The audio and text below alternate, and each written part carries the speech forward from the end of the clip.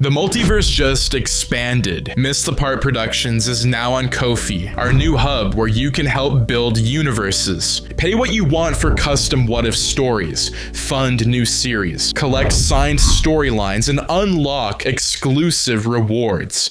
Every coffee fuels the multiverse. The world hadn't ended, but sometimes Fred thought that was worse.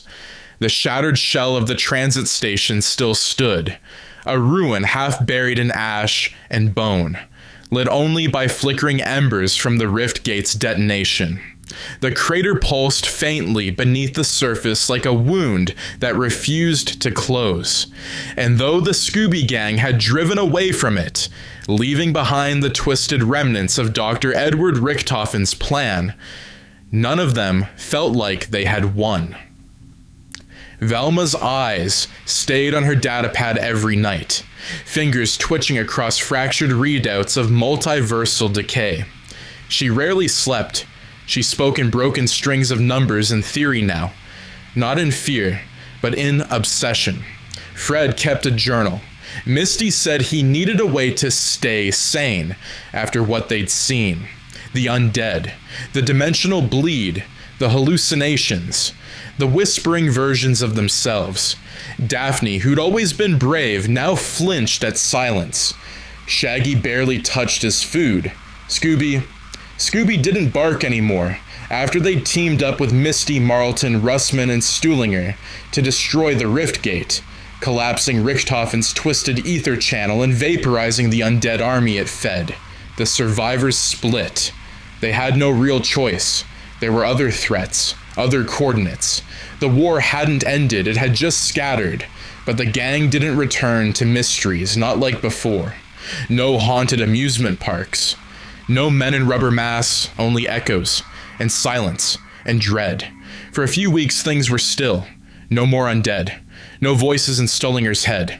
Marlton's readouts finally went flat, until die rise, until the spike, until the pulse. That's when Velma's datapad lit up again. It came like a seismic shock through the fabric of everything. Not just the Earth, but reality itself. A pulse of etheric energy, strong enough to register across 7 inactive universes, according to Marlton. The source? A corrupted transmission bouncing between a derelict Chinese high-rise, a fractured pack-a-punch terminal, and something worse, Richtoffen's voice print.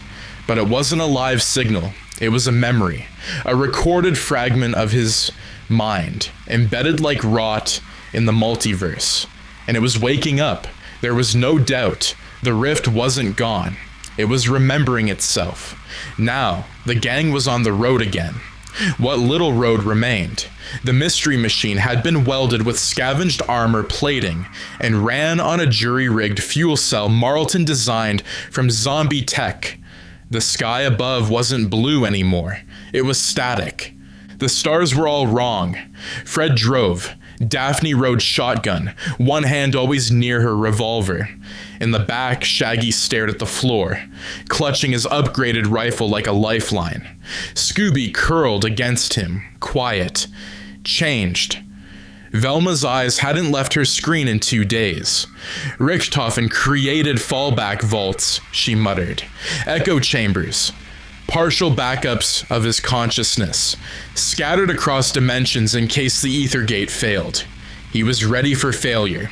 That was part of his plan. The destruction of the rift wasn't the end. It was the beginning of version 2. Fred looked back at her through the rearview mirror. How bad? Velma's eyes narrowed. He built a maze of echoes, and one just woke up. She tapped her screen.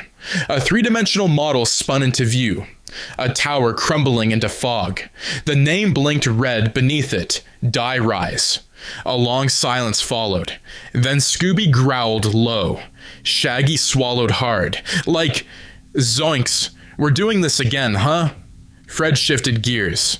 The mystery machine rumbled toward the next gate, and beneath the tower, deep in the concrete bones of the broken world, something smiled. The sky over Shanghai looked like it had been painted by a madman. Static clouds in reds and greens that never moved, just hovered, stitched across the skyline like torn fabric. 1,000 feet up, the silhouette of Dai-Rise loomed through the haze. And a titanic, crumbling spire of broken glass and twisted steel. Once a bustling urban high-rise, now cracked open like a bone ready to spill marrow. The mystery machine came to a halt 2 blocks from the outer perimeter, its reinforced tires crunching over shattered concrete. Fred killed the engine and silence settled over them. Not the calm kind, but a quiet so sharp it felt like it could cut skin. No birds, no wind, no life. Only the building, watching. Fred exhaled and stepped out, his boots landing in a shallow puddle that shimmered green despite the gray sky. The others followed, Daphne with one hand already on her revolver, Velma clutching over her data pad like a crucifix, Shaggy practically dragging his pack-a-punched rifle, and Scooby, slower now, tail low, snout twitching at something none of them could smell. Up ahead, a figure stepped out from behind a rusted car chassis. Shotgun slung across her back, cigarette hanging from cracked lips. "Misty," Fred said, recognizing the silhouette. She nodded once. "Glad you made it. You're late." Velma approached her, eyes scanning the area. "Are the others here?" Marlton's inside, trying to reboot the signal jammer. Russman and Stuhlinger are on patrol, though God knows why. No undead in sight, not yet. Shaggy looked up at the towering ruin, then back at the group. "Are we really gonna go in there?" Daphne answered for them. "We came this far. And whatever woke up in there, it's tied to Richtoffen's fallback memory. The thing Velma found in the echoes." Misty spat into the dirt. "Yeah, and the thing that's been hijacking survivor comms all across Asia." Velma's eyes didn't leave the datapad. "It's worse than that. There are residual signatures in the static, repeats of our voices. Shaggy's, Fred's, even mine. But they're not recordings, they're predictions." Fred's blood went cold. "He's predicting us?" "No," she said softly. "He's remembering us before we get there." They entered through the collapsed parking structure. The descent into D-Rise was a broken spiral, stairwells hanging like snapped vertebrae, elevator shafts groaning like throatless beasts. The deeper they went, the more wrong the physics became. Floors didn't stay level. Hallways led in circles, even when they shouldn't.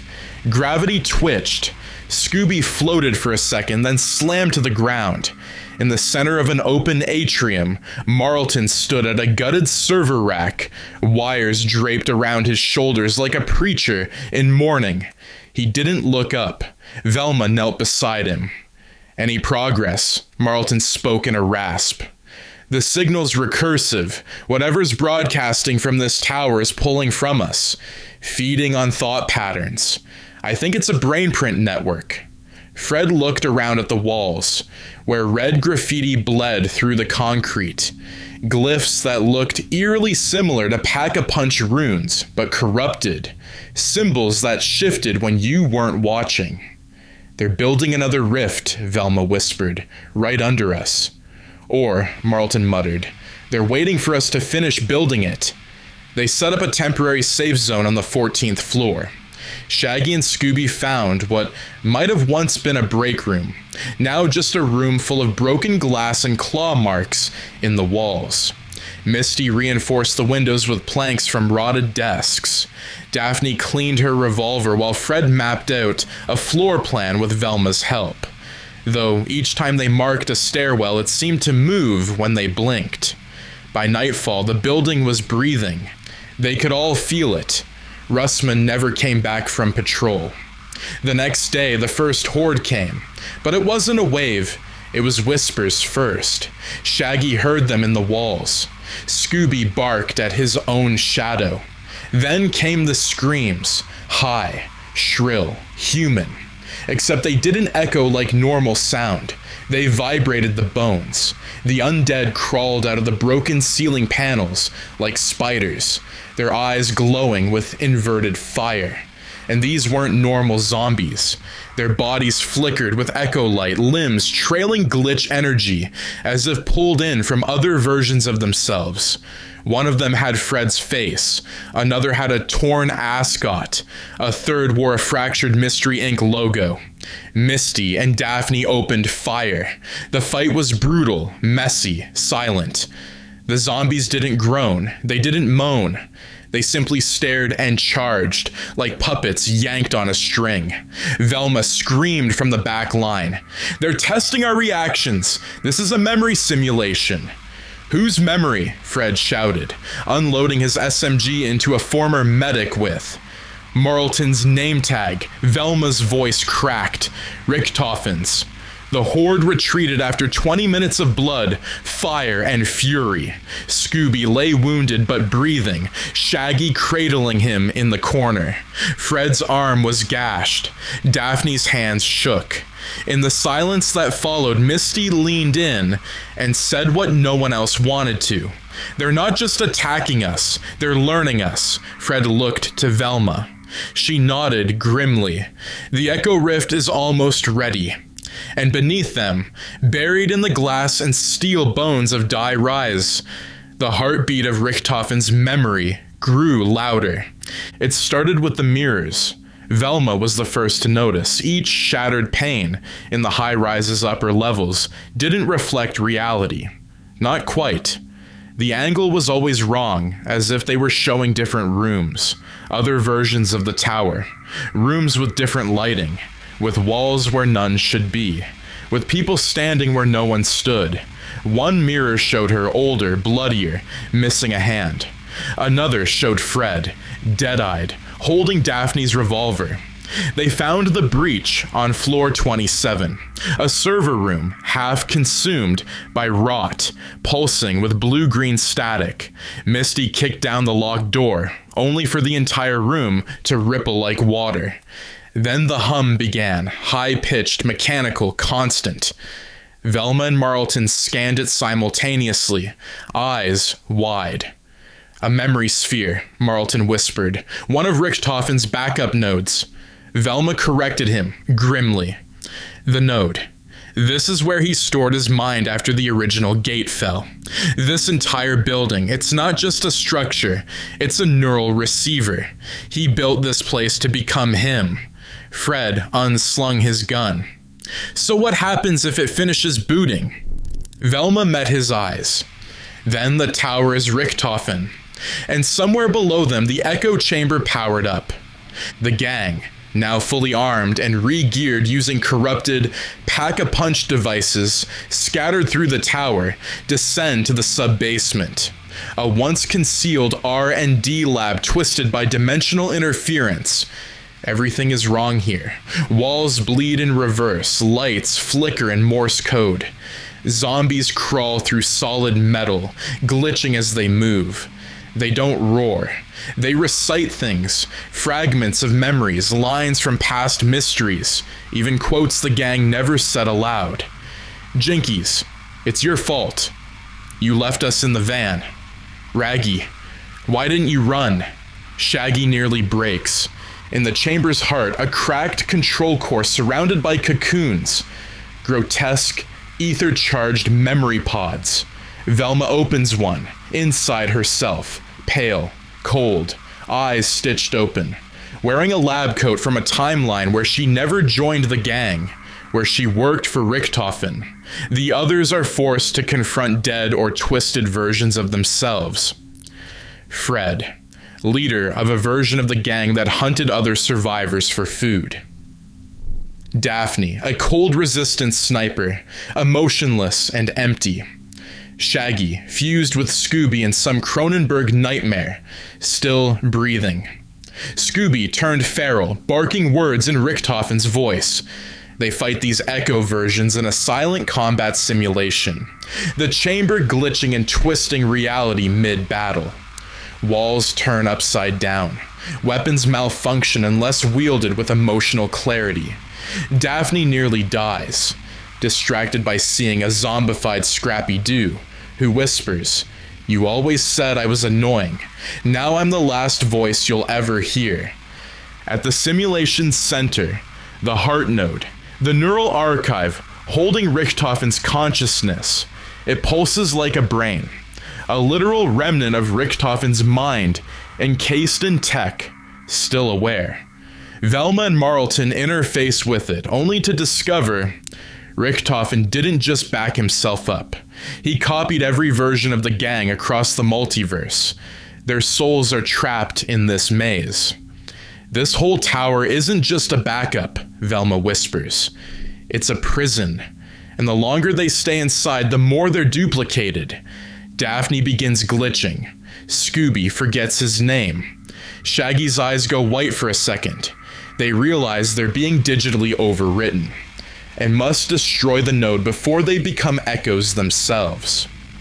While Marlton and Velma prime the overload, Fred leads a defensive stand.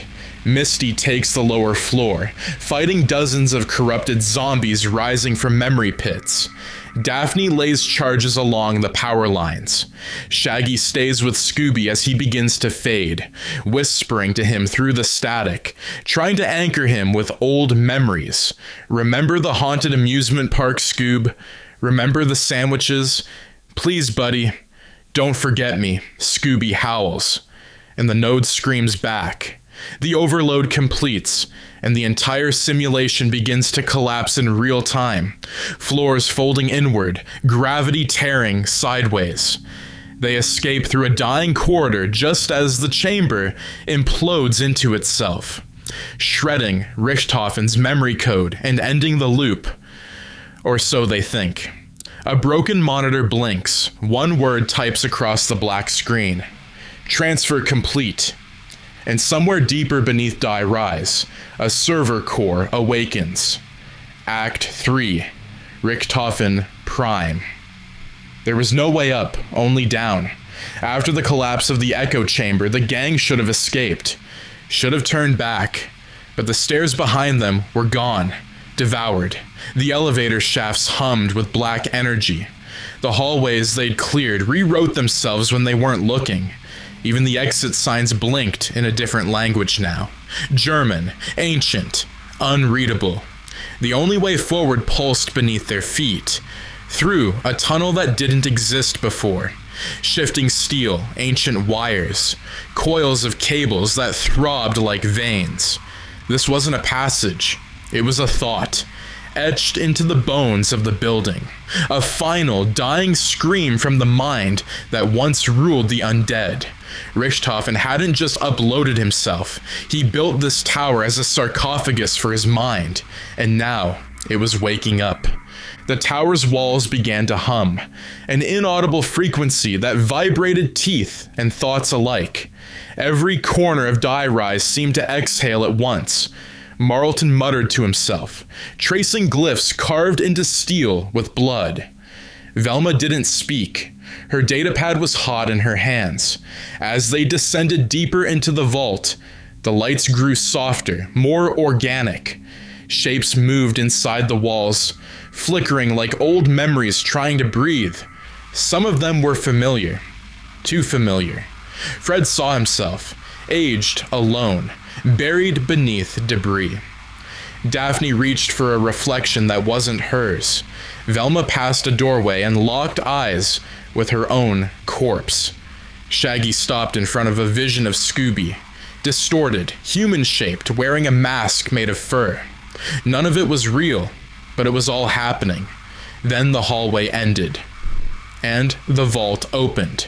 The chamber was circular, vast, and unnaturally silent.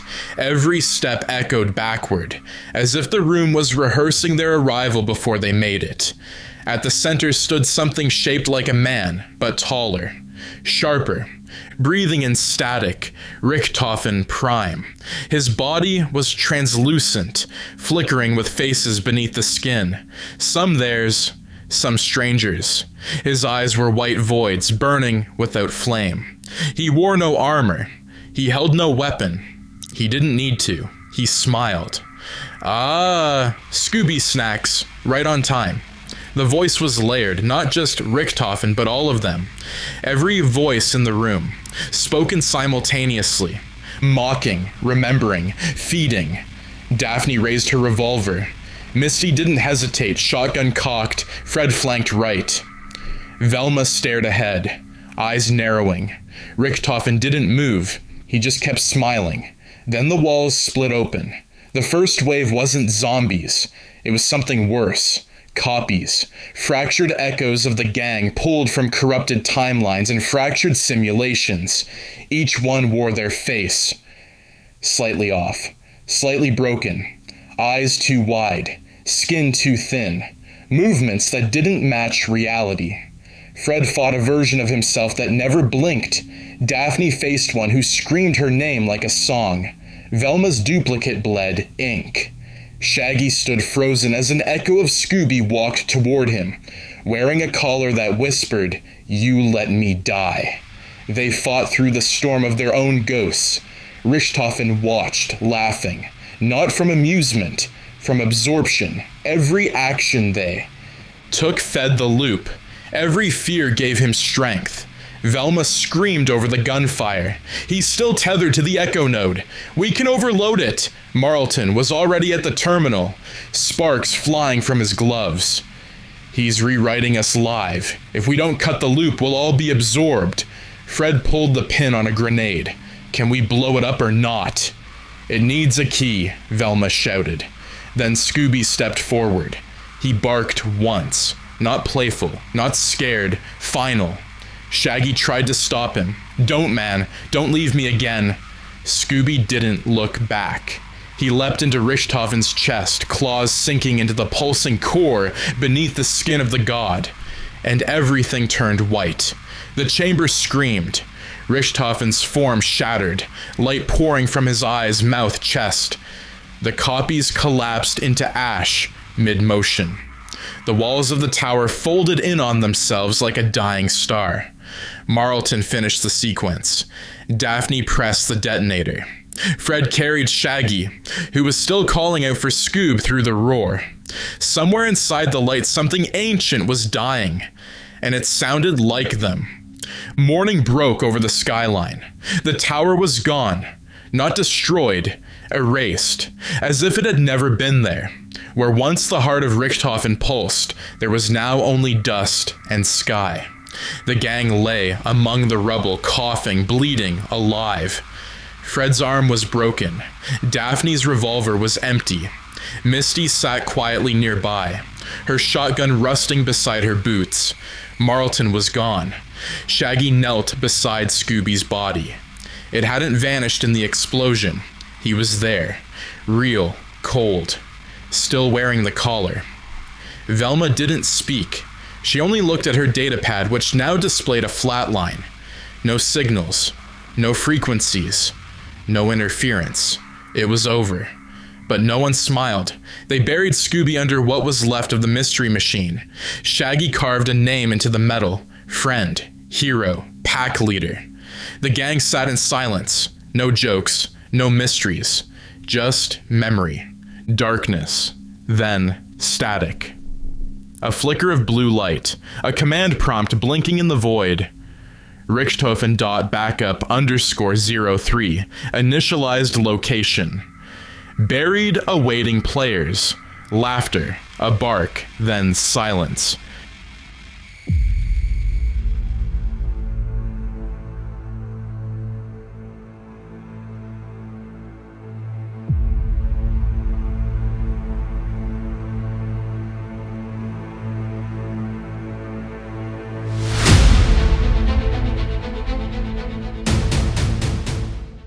The multiverse just opened a new gateway. MissedThePart Productions is now on Ko-fi, our official hub where you help fund and shape new universes. Pay what you want. Commission custom what-ifs. Support the production fund. Join the creative circle. Support expand the multiverse.